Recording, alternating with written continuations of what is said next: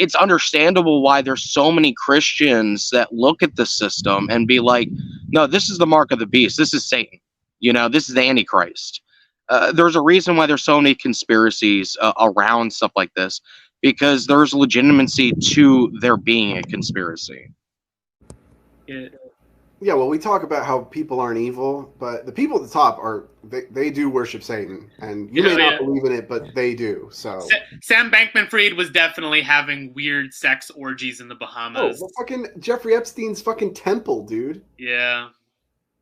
And I mean, it's a whole rabbit hole, but yeah, satanic cults are real.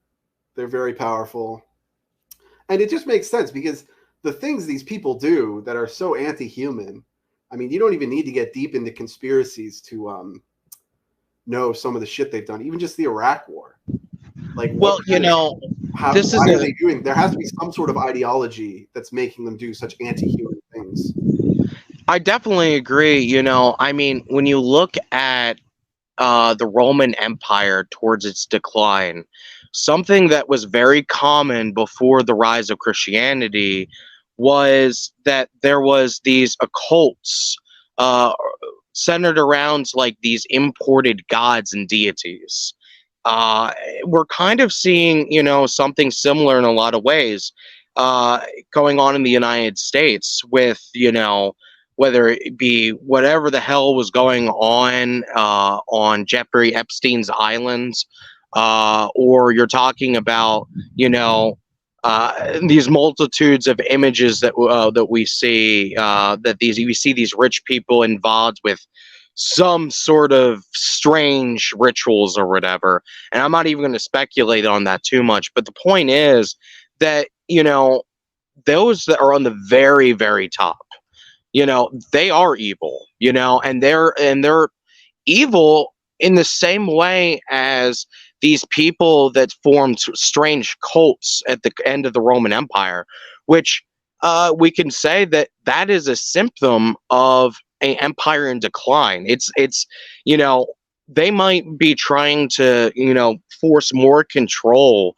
over us, but as we saw with the contradictions of the Roman Empire, these contradictions are going to come to the head in the West. And while they're going to try to implement this system, I think you're right, Milk. I think that there's a high chance that, the American people aren't going to accept this. The people in the West are not going to just accept this laying down. There is going to be some sort of, counter-hegemonic movement, beyond the online conversations that we're having right now. Yeah. McAduffie says, I agree, Yankee. The word satanic applies to a lot of what's going on these days. The whole transhumanist BS is an anti-human as it gets. Which, yeah. Can't talk about that on YouTube. Can't talk about it on YouTube. Get it down, pull it down. I would love to. I've got a lot to say, but I'm not allowed. But yeah, it's so wild just how ingrained millenarian cults are in the United States, that in this ruling class ideology that they perceive time as apocalyptic. Like, I'm not sure how far back that goes. Like, maybe they adopted it from the Romans, but like the very concept of time progressing towards an apocalypse at all time. Like, we are always in the middle of some sort of like apocalyptic moment, and therefore to give in to hedonism, to perverse self-destruction. It ties back into that mindset of anti-growth. We want to accelerate the leap into the void. We want to accelerate decay. We want to accelerate this move towards the apocalypse. Because technology like this could be really cool. China has technology like this, and they're living in the future, and it's only getting cooler over there.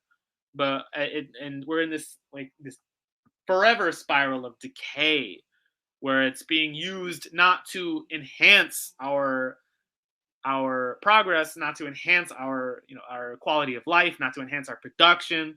It's used to just rope us into these weird power fantasies by the ruling class and their sexual deviancy, that we cannot opt out of their sexual perversion. All right, wait, I got to talk about it a little bit. It's like It's transgender to transhumanist. Listen, within the next 5 years, there's going to be like some genetically modified CRISPR mutant on the cover of Vogue, and then it's going to be like LGBT without the M is trending every week, and then like end stage, I feel like you're just going to have these like hulking mongrels patrolling the streets, like enforcing curfew, and if you call them ugly on social media, your Amazon smart home just shuts off the oxygen. Yeah, hopefully my channel is small enough where I don't get. Was that too much?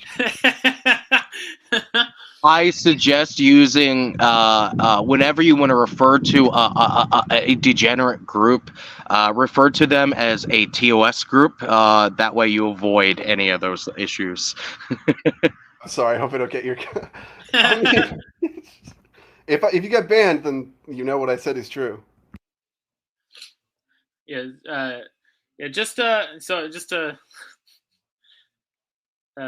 circle towards another video here. Just so I want to make sure that I don't get banned. I want to try to, but sorry. Oh yeah, no worries. But, no, I mean, I'm saying they're going to be like CRISPR, like gene modified, like 20 rows of shark teeth and whips for hands or whatever. Yeah, and you have to. You can't say you wouldn't want to bang them.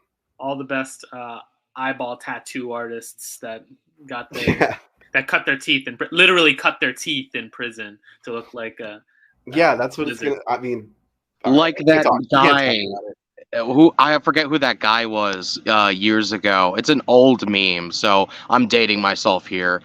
But like he put like diamonds on his cut teeth or whatever, and he has a flat top hat, kind of like what I wear, and he's just like saying something to the extent, "I'm gonna blow up like I don't know nobody," and then just chatters his teeth afterwards while hysterically laughing. Oh, all right. I don't want to get your channel banned. So yeah, let's cleanse our palate here.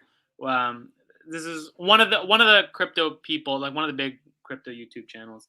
Again, they've been sounding the alarm bell for this kind of thing. You know, they were one of the first people to start talking about BlackRock in mainstream channels, or not mainstream, but in popular channels.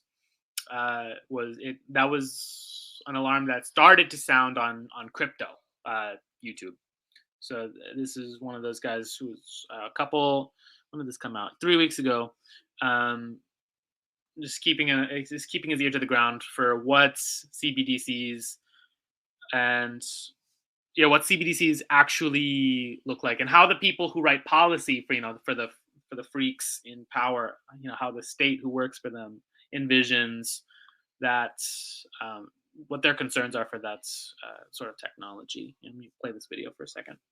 Regardless, it would still cause the most unholy mess. Can you hear that?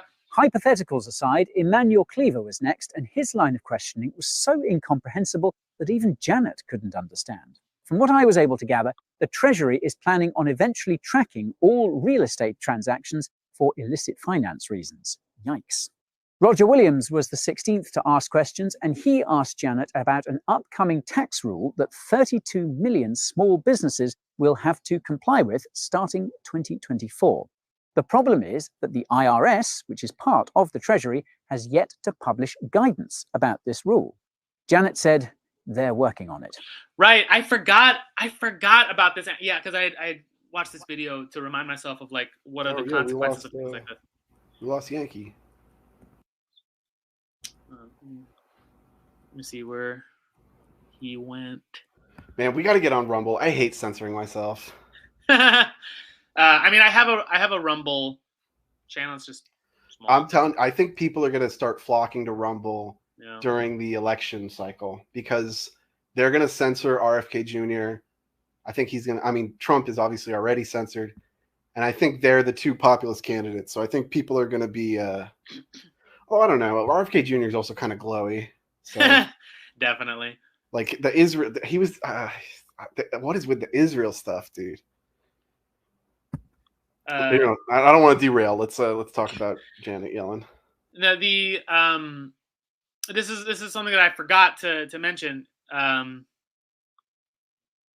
is, yeah, everyone made the joke. There was like memes on Twitter that, you know, Joe Biden was taxing people who made more than $600 on Venmo. Like, oh, if you know, if the IRS, if you made more than $600 on Venmo, the IRS will be stopping by your house. And that was on a third-party app that the government doesn't have direct access to. So when we talk about like, oh, hidden fees and hidden taxes in, you know, in the Sped Now system, no, like that, no, it's not hidden. It's going to be like a feudal level of taxation just imposed on you if they can't, you know, if they can't grow the economy, if they can't grow industry, then they'll just like, you know, they'll just return you to the soil like a dirt farmer in feudal Germany and just tax 90% of your income, and whatever's left you can like feed your family bread crusts. Like that's, Except we won't get 180 days off for religious holidays. right. We'll be working 10 times harder than any feudal peasant and making just as much money. Oh, it's straight up the enslavement of mankind. That's the goal here. So, Live in the pod, eat the bugs. All of your transactions are tracked. You will have nothing, and you will be happy. So that's what he's talking about here for this particular you know, meeting between the ghouls.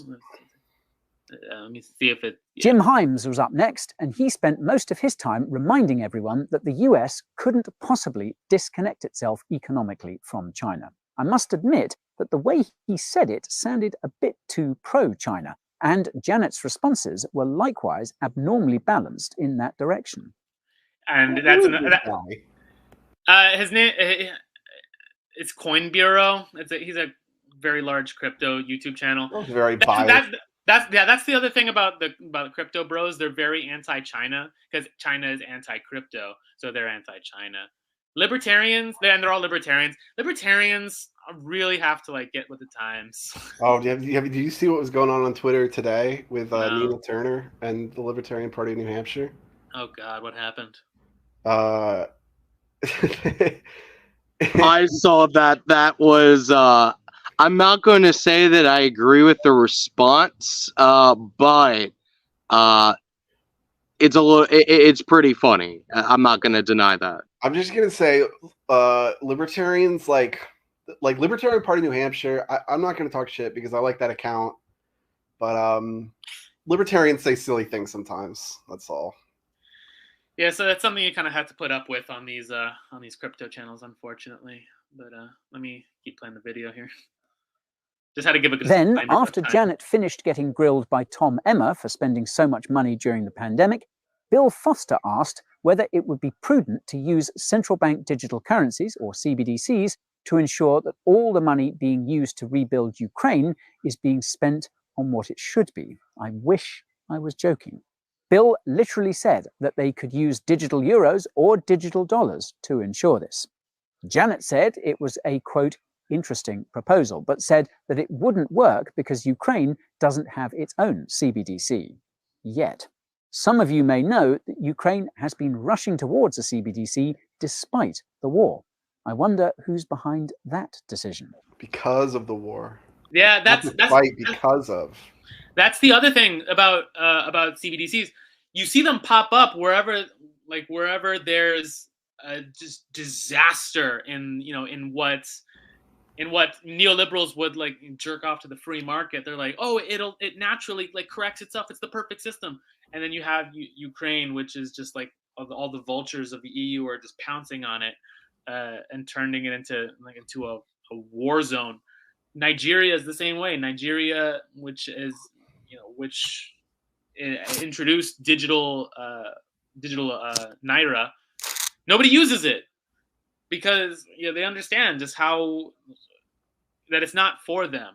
It's for the people who own. It's for the British banks who own Nigeria. It's for the oil bankers whose dynastic families still own the oil that's under Nigerian land. Yeah, that's the thing I said. I said I didn't think people would accept it, and the ruling class definitely thinks that too. So they're going to have to do some sort of COVID scale psyop to actually get this going. Right. it's not Which makes you wonder what the whole climate change shit is about, right? Yeah. All this smoke pouring down from Canada. Oh, can we you talk know, about that? Well, I mean, look, when you look at it this way, right? Whether it's